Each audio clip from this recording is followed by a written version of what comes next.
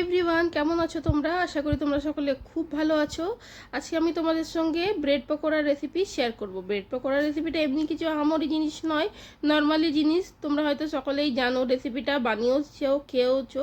তাও আমি যেহেতু বানিয়েছিলাম তাই জন্য তোমাদের সঙ্গে শেয়ার করলাম। তো আমি এখানে দেখো নিয়েছি একটা গোটা পেঁয়াজ, একটু বড় সাইজের পেঁয়াজ নিয়েছি, আর দুটো কাঁচা লঙ্কা নিয়েছিলাম। সেগুলোকে আমি তেলের মধ্যে দিয়ে হালকা লাল হওয়া পর্যন্ত ভেজে নেবো। আমি আসলে কাল রাত্রেবেলায় ব্রেড পকোড়া বানিয়েছিলাম। অ্যাকচুয়ালি কাল রাত্রে আমার একদমই রুটি, পরোটা বা ভাত এসব যাতে কিছু খেতে ইচ্ছে করছিল না, অন্যরকম কিছু খেতে ইচ্ছে করছিল, তাই জন্য কিন্তু আমি ব্রেড পকোড়াটা বানিয়েছি। কিন্তু তোমরা চাইলে এটা ইভিনিং স্ন্যাক্স হিসেবে বা বাচ্চাদের টিফিনেও দিতে পারো, খেতে তো ভালোই লাগে।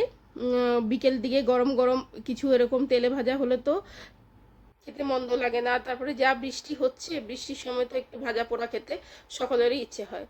তো আমার এখানে দেখো পেঁয়াজটা কিন্তু কথা বলতে বলতে ভাজা হয়ে গেছে। পেঁয়াজ ভাজা হওয়ার পর আমি বেসিক মশলা দিয়েছি এর মধ্যে, যেমনি আধা চামচ ধনে গুঁড়ো, 1 চামচ জিরে গুঁড়ো, অল্প লঙ্কা গুঁড়ো, হলুদ আর নুন তো প্রয়োজন মতন দিতেই হবে, দিয়েছি। তোমরা যদি চাও চিনি দিতে তো তোমরা চিনি দিতে পারো, আমি চিনি দিইনি। দিয়ে আলু এখানে আমি সেদ্ধ করে আগে রেখে দিয়েছিলাম, সেদ্ধ আলুগুলো ছাল ছাড়িয়ে আমি দিয়ে দিয়েছি পেঁয়াজের মশলার মধ্যে। দিয়ে ভালো করে মিশিয়ে নিয়েছি। আলুগুলো ভালো করে মেশানো হয়ে গেলে ওপর থেকে একটু লেবু চিপে দিয়েছি আর অল্প ধনেপাতা কেটে দিয়েছি। আমি লেবু দিয়েছি, তোমরা চাইলে চাট মশলা বা আমচুর দিতে পারো। চাট মশলা দিলে নুনটা একটু কম দেবে, কেন চাট মশলার মধ্যে কিন্তু নুন থাকে, সেই জন্য। তো আমার এখানে কিন্তু আলুটা হয়ে গেছে, দেখো ভালো করে হয়ে গেছে, কড়াই ছেড়ে দিয়েছে আলু। আমি এটাকে সাইড করে দেবো। যতক্ষণে বাকি প্রসেস করব আলুটা তখন মোটামুটি ঠান্ডা হয়ে যাবে। তো আমি এখানে 1 কাপের মতন বেসন নিয়েছি। বেসনের মধ্যে কিন্তু আমি এখানে একটু হলুদ গুঁড়ো, রঙটা ভালো হবে বলে দেব, অল্প লঙ্কা নুন দেব টেস্টের জন্য। তোমরা চাইলে কিন্তু এখানে জোয়ান বা কালো জিরেও দিতে পারো। আমি কিছু দিইনি, আমি ব্রেড পকোড়ার মধ্যে বেসনের মধ্যে কিচ্ছু দিই না। অল্প করে জল দিয়ে আগে ভালো করে ফেটিয়ে নেবে, যেন প্রথমে বেশি জল দেবে না, অল্প জল দিয়ে ফেটাবে, কেননা না তো লাম্পস হয়ে যায়। তো অল্প জল দিয়ে আগে ফেটিয়ে নেবো। আগে অল্প জল দিয়ে ফেটানোর পরে আমি অল্প লেবু চিপে দিয়েছি, দিয়ে দেখো ভালো করে আবার সামান্য অল্প জল দিয়ে ফেটিয়ে নিয়েছি। বেসনটা কিন্তু ভালো করে ফেটালে তোমার দেখবে খেতে ভালো হয়, আর দেখতেও কিন্তু পকোড়াগুলো ভালো হবে। আর লেবু দিলে কি হয় না, একটু ক্রিস্পি হয়।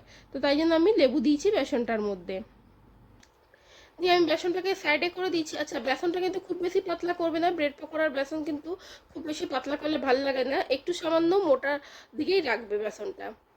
এখানে আমি ব্রেড নিয়েছি, নর্মাল যে ব্রেড হয় আমাদের, যেগুলো আমরা খাই পাউরুটি, সেই পাউরুটি নিয়েছি। নিয়ে আলুর মিশ্রণটা মোটামুটি ঠান্ডা হয়ে গেছিলো, সেগুলো আমি ভালো করে একটা ব্রেডের উপরে স্প্রেড করে উপর থেকে আরেকটা ব্রেড লাগিয়ে নিচ্ছি। এরকম করে আগে ব্রেডের মধ্যে আলু লাগিয়ে তারপরে কাটলে কিন্তু বেশি সুবিধে হয়। অনেকে আগে কেটে নেয় তারপরে লাগায় আলুটা, কিন্তু আমি আগে লাগিয়ে নিয়েছি আলুটাকে ভালো করে, তারপরে কিন্তু কেটেছি। তো দেখো কি সুন্দর কোট হয়ে গেল, একটুও ছাড়েনি। আর পকোড়াগুলো দেখবে দেখতে তো সুন্দর হবে, ভাজাটাও সুন্দর হবে। তো ওই জন্য বেসনটা গোলার সময় কিন্তু একটু ধ্যান দিবে, জলটার খুব বেশি পাতলা করবে না। তো আমি ব্রেডের মধ্যে লাগিয়ে আলু কেটে নিয়েছি, দিয়ে এখানে বেসন লাগিয়ে ভেজে নিচ্ছি। দেখো দু পিঠ ভালো করে আমাদের গোল্ডেন হয়ে গেছে। আচ্ছা, কড়াইটা কিন্তু আমার ভাজার জন্যই স্পেশালি রাখা, তো প্লিজ কড়াইটার জন্য কিছু মাইন্ড করো না। আমার এখানে কিন্তু ব্রেডগুলো ভাজা হয়ে গেছে, সরি ব্রেড পকোড়াগুলো ভাজা হয়ে গেছে। তো দেখো আমি এখানে কিছু স্যালাড আর সস, একটু চিলি সস, একটু টমেটো সস আর কাসুন্দি দিয়ে সার্ভ করেছি। তোমরা তোমাদের পছন্দ মতন জিনিস দিয়ে সার্ভ করতে পারো। আর সাথে যদি চা হয় তবে তো বলারই কিছু নেই, কিন্তু আমি যেহেতু রাত্রের ডিনারে এটা খেয়েছিলাম ওই জন্য আমি চা নিইনি। তো তোমাদের কেমন লাগলো ব্রেড পকোড়ার রেসিপিটা? যদি ভালো লেগে থাকে তো অবশ্যই লাইক করো, বেশি বেশি করে শেয়ার করবে। আর যদি চ্যানেলটা সাবস্ক্রাইব করনি তো প্লিজ চ্যানেলটা সাবস্ক্রাইব করো। আর যদি আমার ভিডিওটা দেখে তোমরা এই রেসিপিটা ফলো করে বানিয়ে থাকবে, বাড়িতে বানিয়ে থাকো, তবে প্লিজ আমাকে কিন্তু তোমাদের ফিডব্যাকটা কমেন্টের মাধ্যমে জানাতে ভুলবে না। দেখা হচ্ছে পরের ভিডিওতে, বাবা।